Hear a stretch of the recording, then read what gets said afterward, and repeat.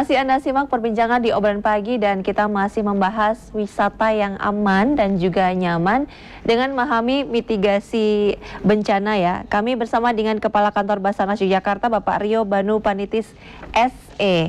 Pak Rio, sebenarnya nih kalau Pak Rio ini ya, kalau di luar ketugasan Bapak sebagai kepala di Basarnas Yogyakarta ini, kalau libur tahun baru, Bapak ada libur tahun baru, pengennya sebenarnya kalau Bapak kemana Pak?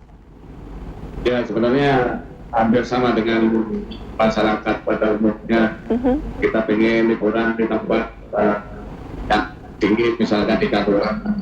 Cuman alhamdulillah selama 16 tahun ini kami bertugas, kami belum pernah merasakan ombak.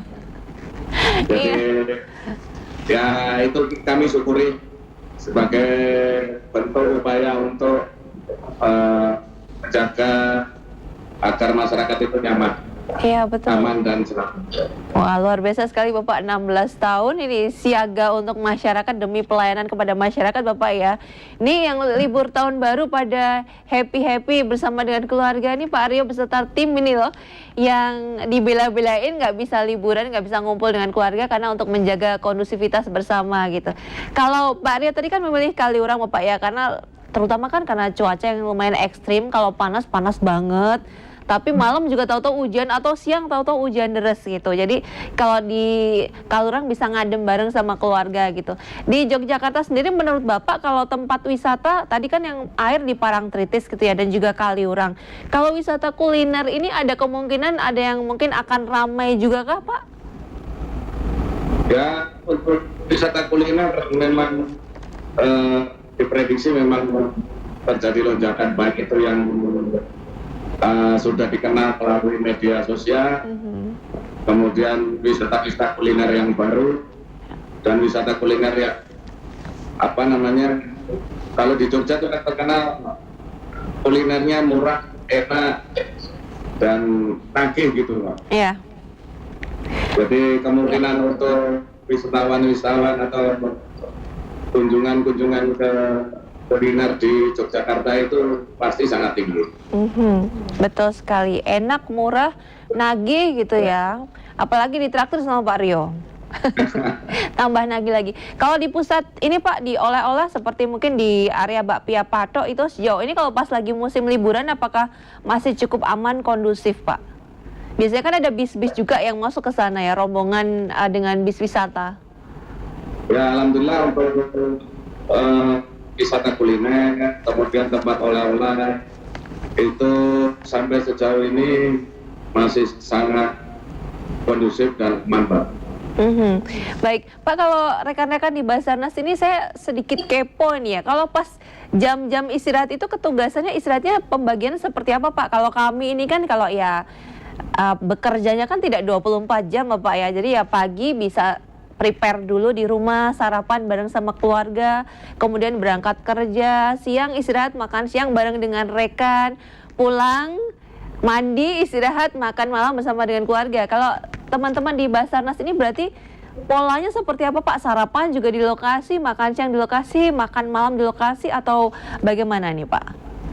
Ya, jadi kalau untuk rekan Basarnas yang melaksanakan kedinasan siaga Nataru ini, ya disesuaikan untuk istirahatnya tetap sama, jam 12 sampai jam 13.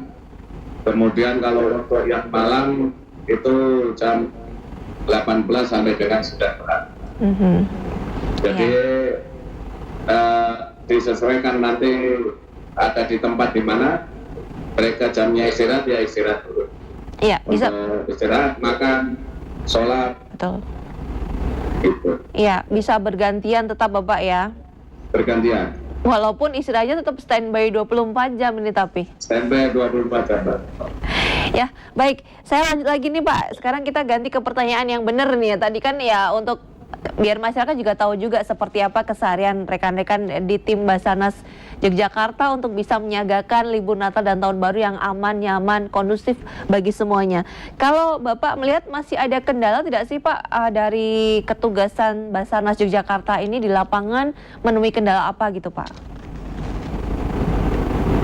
Jadi kalau untuk kendala sebenarnya itu kendala itu kan faktor non teknis, Mbak. Terutama dengan cuaca.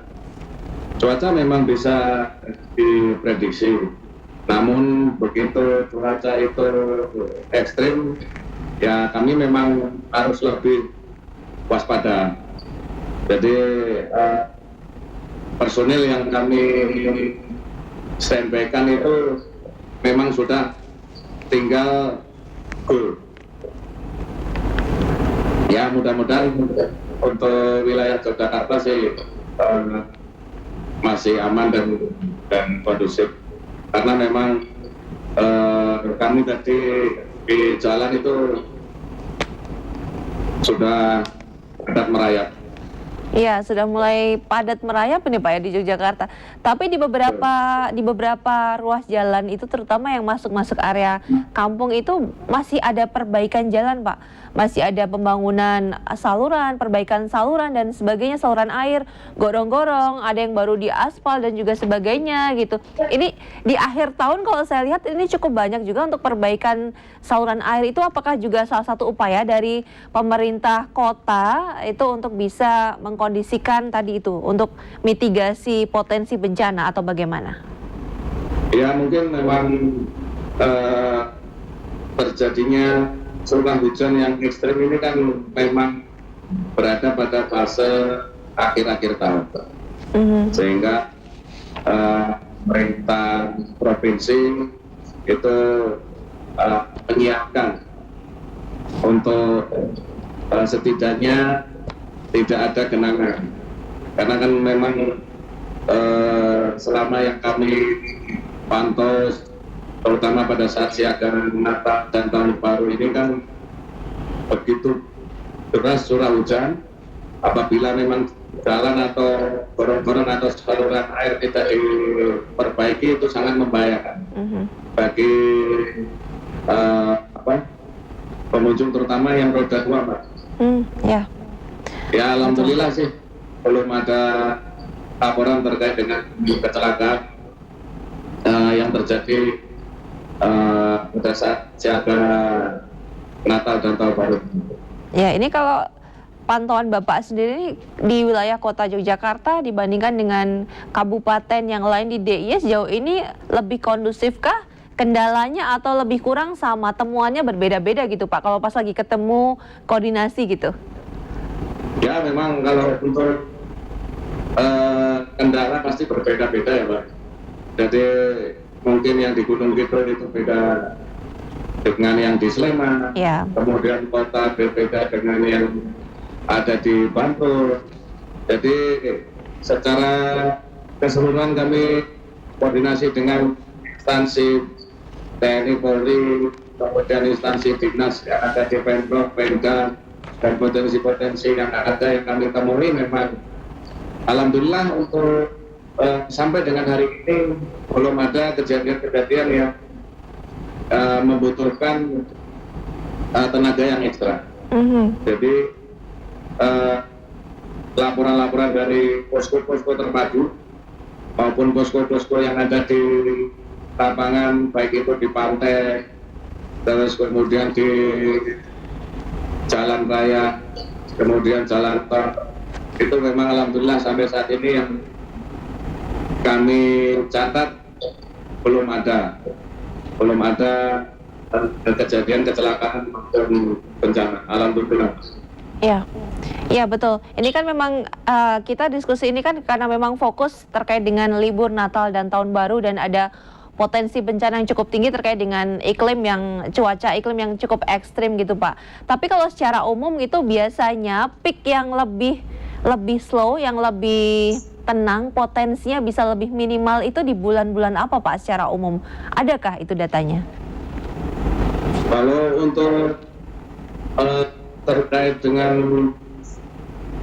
data tersebut, kalau kami sendiri di Bas Atas itu kan memang baik maupun ada siaga Natal maupun Tahun Baru, kita tetap 24 jam. Jadi memang yang data yang cukup signifikan itu adalah pada saat liburan anak sekolah. Betul Jadi sekali. orang tuanya ikut libur, Mbak. Betul sekali. Pak Rio memang ikut libur Pak kalau pas libur sekolah putra-putrinya? Nah, Tetap nggak libur Bapak ya. tetap nggak libur. Tetap semangat makanya Pak Rio ya. Baik, yang terakhir Pak, kalau ada himbauan kepada pemirsa yang menyaksikan perbincangan kali ini, silakan Pak disampaikan. Baik. Untuk pandemi terhadap apa yang menjadi kekhawatiran kita di bulan-bulan Desember sampai dengan awal Januari, ya kami selain melaksanakan tugas, kami juga berdoa semoga kita semua semakin sadar akan budaya keselamatan dimanapun tempatnya dan kapanpun waktunya. Kemudian jadilah agen keselamatan dalam setiap beraktivitas, setidaknya bagi diri kita sendiri dan keluarga kita. Dan apabila ada terkejadian kedaruratan tidak dapat dihindarkan, segera laporkan ke nomor kontak emergency yang ada di sekitar Anda. Untuk yang berkaitan dengan upaya dan tindakan search and rescue, kontak kami ada di emergency call 115. Basarnas selalu siap selama 24 jam untuk masyarakat yang mengalami kondisi kedaruratan. Demikian, Mbak. Baik Pak Rio, terima kasih dan izin kami ulang untuk emergency call untuk Basarnas. Pemirsa bisa menghubungi yang di Yogyakarta di 115 ya.